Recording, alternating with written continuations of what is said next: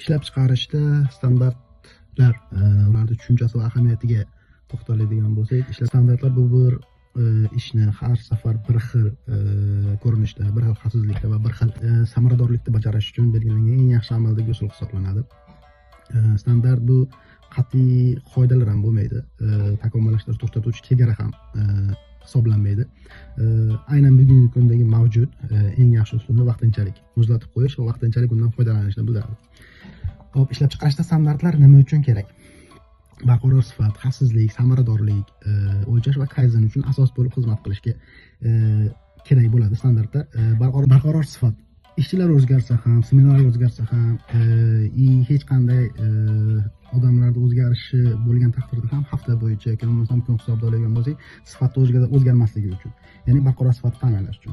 Xavfsizlikka to'xtaladigan bo'lsak, xavfsizlik holatlari, jarohatlar yoki bo'lmasa noto'g'ri harakatlarni oldini olish uchun standartlardan foydalaniladi. Samaradorlik va harakat va material isrofini kamaytirish uchun. O'lchash va kayzen uchun asos. O'lchash va kayzen uchun asos bo'limiga to'xtaladigan bo'lsak, standartsiz agar korxonada standart mavjud bo'lmasa, hech qachon korxonada muammo borligini ham bilmaymiz. Ya'ni muammo bo'lmaydi standart bo'lmaganda, ya'ni o'lchash mezonlari yoki bo'lmasam qanaqadir belgilangan mezonlar mavjud emasligi uchun hech qanaqa muammo kelib chiqmaydi korxonada. Muammo bo'lmasa, o'zimizdan kayzen qilishga imkon ham bo'lmaydi. Kayzen qilishga imkon bo'lmagandan keyin rivojlanish ham to'xtab qolishi mumkin.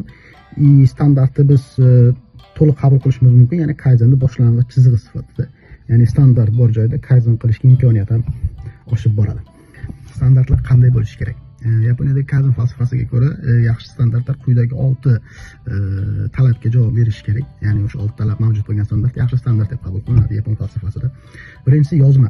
Ya'ni hech qanday og'zaki kelishuvlarsiz, ya'ni aytib qo'yilgan-ku degan narsa bo'lmasligi kerak. Albatta yozma shaklda, qog'ozda bo'lishi kerak. Ikkinchisi ko'rgazmali, ya'ni uning ichida rasmlar, fotolar yoki bo'lmasam harakatlar ketma-ketligi qadamlar bilan ko'rsatilgan bo'lishi kerak. Uchinchisi raqamli, ya'ni aniq o'lchov, vaqt va masofa qatnashgan bo'lishi kerak, standart ichida mavjud bo'lishi kerak. To'rtinchisi takrorlanadigan, bu kim bajarsa ham o'sha ishni bir xil bajarishga imkon yaratib beradigan takrorlanadigan standart bo'lishi kerak. Beshinchisi oson tushunarli.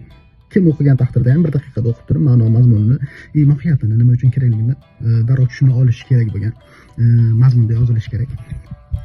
Oltinchisi, eng asosiysi, ya'ni standart yangilanishi kerak. Ya'ni yangilanadigan standart bo'lishi kerak. Ya'ni bir marta qilingan, bir marta yaratilgandan keyin bo'ldi, shu hamma shunga rioya qiladi degan qoidani qo'yib qo'ymaslik kerak. Ya'ni u standart albatta yangilanishi kerak vaqt o'tishi bilan, kayzen bilan birga o'sishga imkon yaratish uchun. Ya'ni yangilanadigan standart bu eng asosiy standartga qo'yiladigan talab hisoblanadi. Standartlar va kayzen munosabati. Standartsiz kayzen bo'lmaydi. Muammolarni topish uchun eng avvalo o'sha korxonadagi hozirgi holat haqida umumiy ma'lumotga ega bo'lish kerak. Kayzenda bilsanglar, ma'lumotlar bo'lgandagina gaplashishni boshlaymiz degan bir bo'lim bor. Asosiy qoidalarga kiradi, ustunlikka kiradi kayzenda. Hozirgi holatni bilib olishimiz kerak korxonada standartni yaratish uchun eng birinchi navbatda. O'sha kutilgan holat orasidagi farqni ko'rinish kerak bo'ladi. Standart bilan kayzen o'rtasidagi munosabatlarda, ya'ni hozirgi holatdan keyingi o'zgargan holatni farqi.